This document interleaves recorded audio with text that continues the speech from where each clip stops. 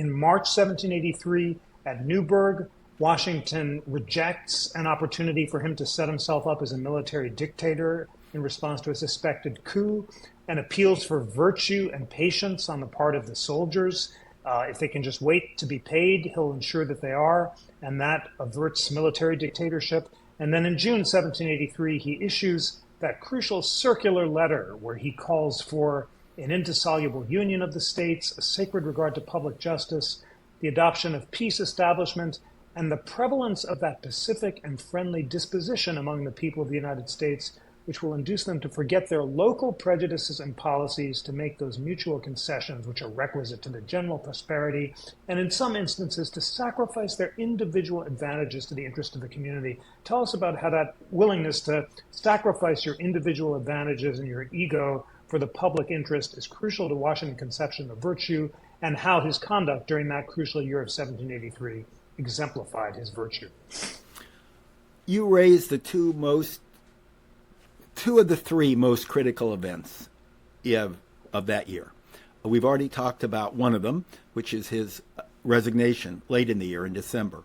But Newburgh conspiracy was a wonderful example. The troops had not been paid for years, but it was certainly critical by this time, and they weren't paid because Congress simply didn't have the money. Because Congress did not have the power to tax. They didn't have the power to impose tariffs. They had no way to raise money. They relied on donations, as it were. Requisitions was the term they used, from the colonies or states. But very few states were actually paying them because Congress had no way to enforce them. And with the threat over from England, from the British, with the treaty coming, the states just stopped paying, so the Congress didn't have any money. And they also not just owed the veterans their due, the soldiers their due, they owed the creditors. And of course and foreign countries. And so to the extent they had any money, they paid it off to the foreign countries that they owed money to, like Holland, the Netherlands. And so there was this organized effort. Some people placed it on Horatio Gates. It was certainly some of Horatio Gates' lieutenants. They hoped to get Washington there as a leader. If not Washington, they were going with Gates. And so Washington knows exactly what's happening, and he orders the meeting canceled, and then he authorizes a later one, and they thought, well, that's good enough. And he goes prepared. John Adams later said about George Washington, and John Adams knew him well because not only did he work with him during the Revolution, but he served as vice president when Washington was president, and he watched him up close. And he said that George Washington was the greatest political actor he'd ever seen in his life. He was pitch perfect. He was not a great speaker, though some of his writings are very good. But he was a great actor. And so in this speech, because he loved to watch plays, loved plays better than anything. And he liked Shakespeare especially. And so he was prepared, and he even has the style set.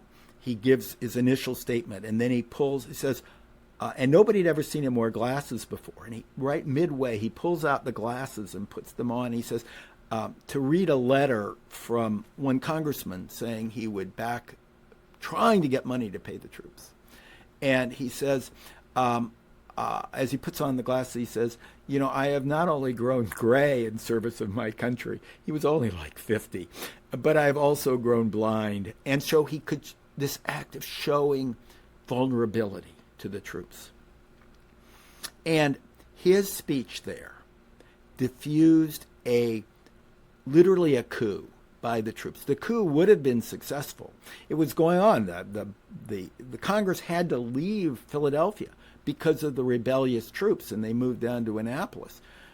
Before they had moved out, during the Revolution, they'd moved out because the British had taken Philadelphia. Now it was the troops, the militia that was unpaid, took and they drove them out. But he diffused the revolution with this call to Republican virtue, that we are different. We revolted against a monarchy. We revolted against authoritarian rule. We will have authoritarian rule if we have a coup by the military.